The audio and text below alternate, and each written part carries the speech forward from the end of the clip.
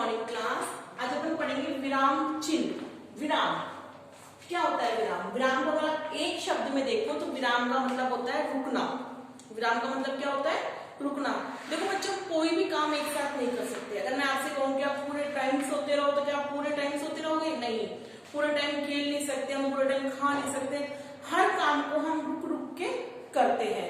तो ऐसे ही लिखित भाषा में भी जहां पर रुकना होता है तो जिन चिन्हों का प्रयोग होता है उन्हें विराम चिन्ह कहते हैं। तो लिखित भाषा में विराम प्रकट करने वाले चिन्हों को विराम चिन्ह कहते हैं। आया समझ में? लिखित भाषा में विराम प्रकट करने वाले चिन्हों को विराम चिन्ह कहते हैं। विराम का अर्थ मैंने बताया कि आपको रुकना। तो लिखित भाषा में विराम प्रकट करने वाले चिन्हों को विराम चिन्ह कहते हैं। अगर आप विराम चिन्ह का प्रयोग नहीं करेंगे और आप लिखते जाएंगे चाहे आप कितनी कॉपियां भर दो तो वो एक ही वाक्य कहलाएगा। जब हम विराम चिन्हों का प्रयोग करते हैं तब हम उन वाक्यों का सही हमें अर्थ निकलता है। तो हिंदी भाषा में विराम चिन्ह का बहुत महत्व है। तो लिखित भाषा में विराम प्रकट करने वाले चिन्हों को विराम चिन्ह कहते हैं। आगे समझ में? लिखित भाषा में विराम प्रकट करने वाले चिन्हों को विराम चिन्ह कहते हैं। क्लियर? अब है इसके भेद। बच्चों, ये 9 प्रकार के होते हैं। पहला है पूर्ण विराम, फुल स्टॉप। जब वाक्य खत्म हो जाए तो वाक्य के अंत में पूर्ण विराम लगाया जाता है।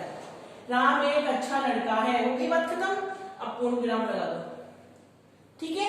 तो पूर्ण विराम वाक्य के अंत में लगता है। जब वाक्य खत्म हो जाए और हम दूसरी बात बोलना शुरू करें, दूसरी बात लिखना शुरू करें तो हमें पहले पूर्ण विराम का चिन्ह लगाना पड़ेगा। पूरी तरह से रुकना। पूर्ण विराम का मतलब होता है वाक्य खत्म हो गया, पूरी तरह से रुकना। क्लियर? अल्प विराम, अल्प यानी थोड़ी सी देर के लिए रुकना, थोड़ा सा रुकना। तो ये वाक्य में जैसे राम सीता मोहन, मेरी कक्षा में राम सीता मोहन राजा सब पढ़ते हैं। तो राम सीता मोहन, तो इन सब नामों के बीच में हमें कोमा है, इंग्लिश में इसको कोमा बोलते हैं। इन सब नामों के बीच में हमें अल्प विराम का चिन्ह लगाएंगे तो नाम अलग अलग हो जाएंगे। तो जब समान कोई चीज दी होती है तो उनको अलग अलग करना है तो हम अल्प विराम का चिन्ह लगाएंगे। आगे समझ में? थर्ड है प्रश्नवाचक। जब किसी वाक्य में प्रश्न पूछे जाते हैं, आप क्या कर रहे हो, क्या प्रश्न हो गया। तो मैंने क्या कहा था कि वाक्य के अंत में पूर्ण विराम लगता है। ठीक है? लेकिन अगर उस वाक्य में प्रश्न पूछा जा रहा है तो आप प्रश्नवाचक चिन्ह लगाएंगे।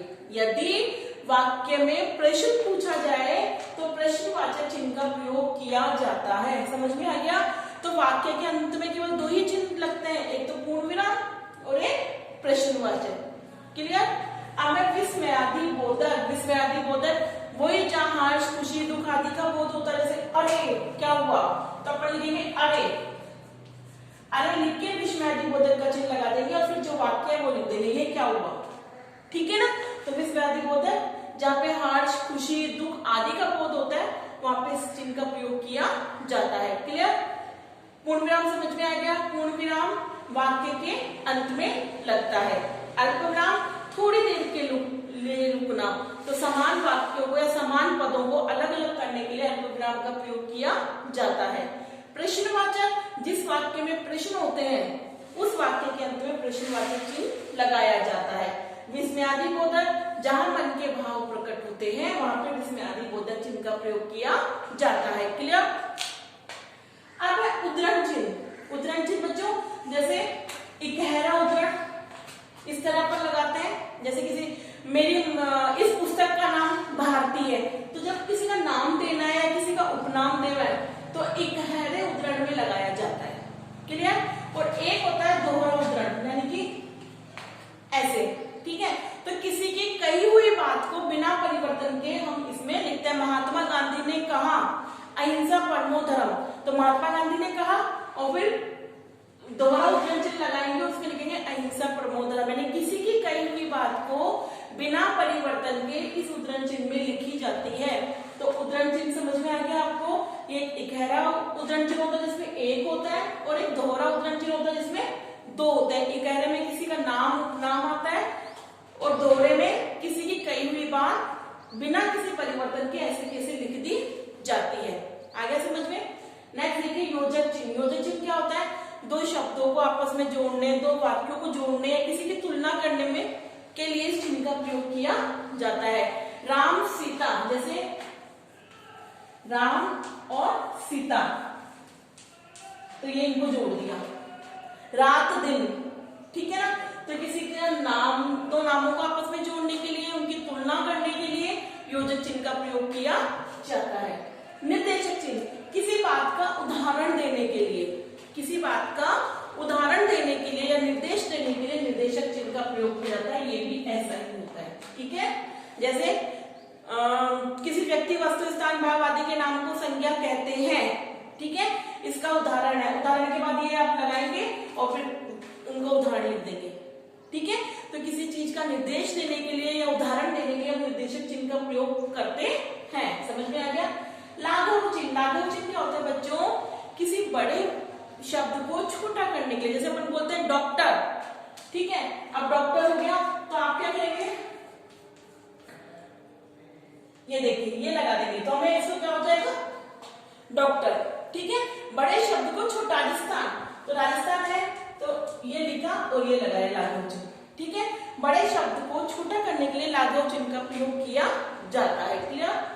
कोष्टक, ब्रैकेट जिसे आप बोलते हैं, तो कोष्टक का प्रयोग कहाँ होता है बच्चों, किसी बात का अर्थ बताने के लिए, ठीक है, या फिर किसी चीज का नाम बताने के लिए। जैसे जल, सोचो किसी वाक्य में लिखा हुआ है कि जल शीतल है, अब जल के पास में ब्रैकेट में लिख दिया पानी, यानी कि जल का अर्थ बता दिया पानी, ठीक है।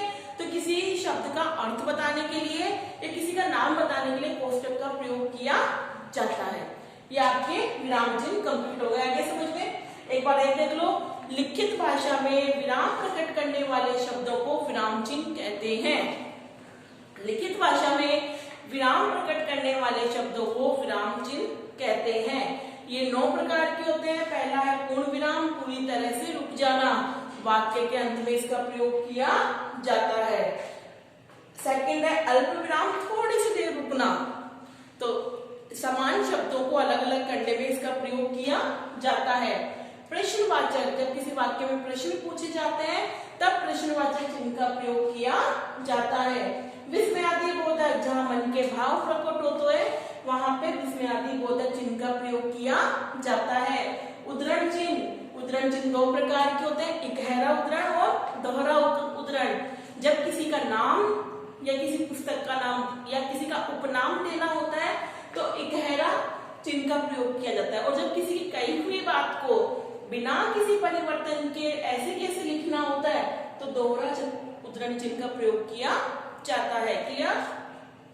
योजक चिन्ह 2 शब्दों को जोड़ने के लिए, किसी की तुलना करने के लिए उनके बीच में योजक चिन्ह का प्रयोग किया जाता है।